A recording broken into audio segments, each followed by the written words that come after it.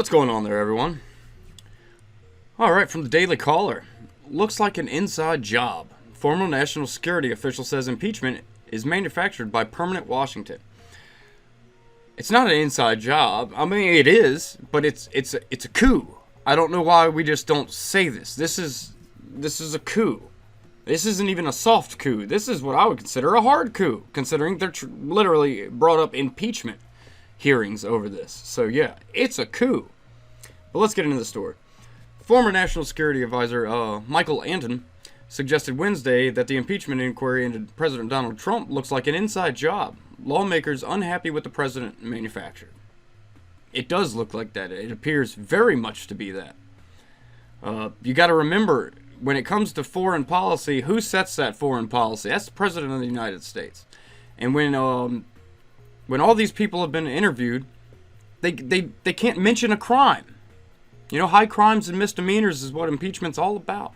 But they can't mention a crime because there was no crime committed. They all admit to that. They say they were uncomfortable with the phone call. Sure you were. No worries. You can be uncomfortable about things. But they all say there's no crime. What is the impeachable offense? The Republicans ask every day. To crickets chirping. It's because no one could say anything because there was no crime. House Intelligence Committee Chairman Adam Shifty Schiff interrupted Lieutenant Colonel Alexander Vindman's testimony during an impeachment hearing Tuesday and cited an effort to protect the whistleblower. We'll get into that in a second. It looks like an inside job of a bunch of career bureaucrats getting together and saying, we've wanted to impeach this guy for 3 years. How do we do it? Oh, wait. I think we found a way. Here's the issue, Anton, a former National Security Council spokesman, said to WMAL's Morning on the Mall. Co-host Vince Cognalese. I probably said that wrong, but my apologies. And Mary Walter, Wednesday. It just looks phony. And that's what they're trying to avoid coming out, he added. It does look phony. It looks so phony that you're seeing what are considered considerably hardline Democrats leaving the party. There's a Fox News report out right now. I don't have it pulled up. But yeah, a Democratic state senator from, Pennsylvania is switching to be an independent because of the party going so to the left, becoming this crazy progressive thing. I don't like the way Fox News stated it. I think they said it's becoming increasingly liberal. No, liberal's not a bad thing necessarily. Being a liberal is not a bad thing. Being a progressive liberal, yeah, that's considerably worse. Yeah. I think the reason they don't want him to say it is not so much to protect the whistleblower's identity, whoever it is, like we don't know who it is. It's to protect the phony veneered process that they used to get this impeachment hearing going, Anton said. Schiff, a California Democrat, interrupted Vindman Tuesday after the latter said he told an unnamed official within the intelligence community about Trump's July phone call with the Ukrainian president. GOP California Representative Devin Nunes, ranking member of the Intelligence Committee, was questioning Vindman at the time. After Schiff's interruption, Vindman refused to answer specific questions about members of the intelligence community, the NSC aide said. The interruption caused a stir in the day's impeachment testimony, as many people could be heard vocally protesting Schiff's actions. I got a short video clip I want to show you. It's not of the Nunes questioning. It's actually of Jim Jordan, which came on right after Devin Nunes, where they happened to catch Vindman in, dare I say it, perjury. This would be the second person to perjure themselves. The first one was what's her name? The Ukrainian, the ex-Ukrainian. I can't think of her name right now. You know, the lady that testified, the ex-Ukrainian. Why can't I think of her name? I'm not going to worry about it, but the ex-Ukrainian ambassador. She perjured herself twice. But no one's saying anything. Republicans on these committees, come on, point this stuff out. Point this out. But real quick, I want to show you the video of Jim Jordan calling out Vindman on this issue. Roll it. I only read out, outside of the NSC, 2 individuals. 2 individuals. Das Kent and one other person. And you're not willing to tell us who that other individual is? Mr. Chairman, point of order. Mr. Chairman. Mr. Chairman, point of order. This committee will not be used to out the whistleblower. That same Mr. Chairman, necessity can you first stop the time so I don't lose the will time? persist. You are recognized again, Mr. Jordan. Mr. Chairman, I don't see how this is outing the whistleblower.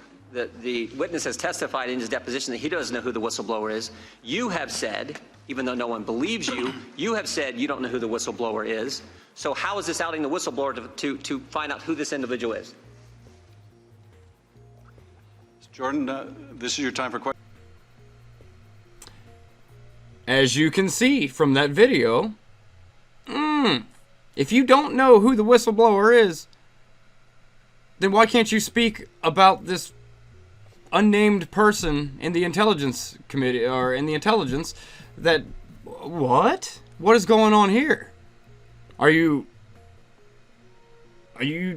caught in a lie? Because you actually, just like Schiff, have met the whistleblower? But you lied and said you've had no contact and you don't know who it is. Perjury. Good job. Many question Schiff's move, particularly after the whistleblower's lawyer, Mark S. Zed, said Tuesday, #protect the whistleblower, ahead of Vindman's testimony.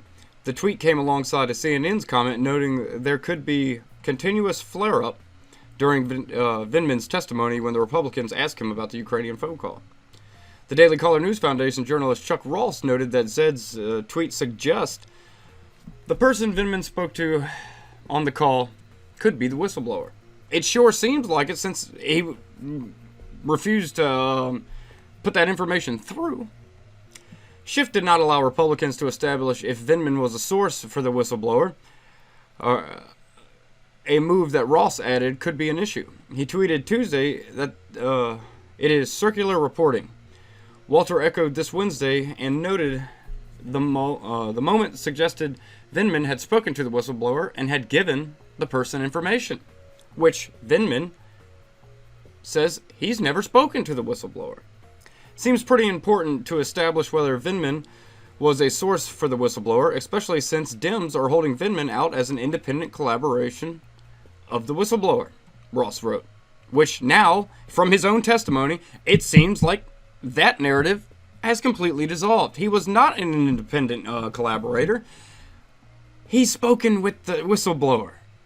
Come on, man. Come on. This is a coup. This is a coup. And Vindman's questionable. Sure, he has provided his military service to the United States, which I thank him for. But he has way too many dealings with the Ukraine. His father, I believe, was in the Ukrainian military. They were Ukrainian. They came over here. He's an American citizen now. This, that, and the other. Oh, there's just so much about Vindman that we could say, you know what? You probably shouldn't have used him as a witness, because there could be what I believe is clear conflict of interest. This is circular reporting, reminiscent of the Steele dossier. And since, first off, since when did the Democrats, since when have they been so strong about protecting whistleblowers and people we consider leakers and stuff? Because, let me go back to this article. This is from a few years back, I believe. When was this? Well, no, this one was actually published not too long ago. October 18th, 2009. But let's get into this one paragraph. There's only one paragraph I want to talk about here. Under the Obama administration was a complete misuse of the Espionage Act to target whistleblowers and to create an example of these individuals who came forward to blow the whistle on really serious intelligence community abuses of power, says Liz Hempowicz, director of the public policy at the Project on Government Oversight. Only 13 people have ever been charged under the Espionage Act, But 8 of these cases occurred during President Barack Obama's 2 terms. None of these cases involved double agents or wartime security concerns, but instead leaking secure documents. Examples of these document leaks range from highly classified military intelligence to embarrassing, candid diplomatic problems. President Obama literally went after whistleblowers, prosecuted them. Where was all the Democratic outrage about that? You know? When they're supposed to be so big on protecting whistleblowers. Now, what about a few years ago when their main man was in office and he was just throwing these guys in jail as fast as he could? I'm sick of this double standard, and I think Americans as a whole are getting real sick of this double standard. I mean, the people in the Democratic Party are coming out against impeachment now. You have some leaving the party to become independents. Come on, man. This is all nonsense. This is all a sham. I'd love to hear your comments, and as always, like, share, and subscribe. And I will catch you on the flip side.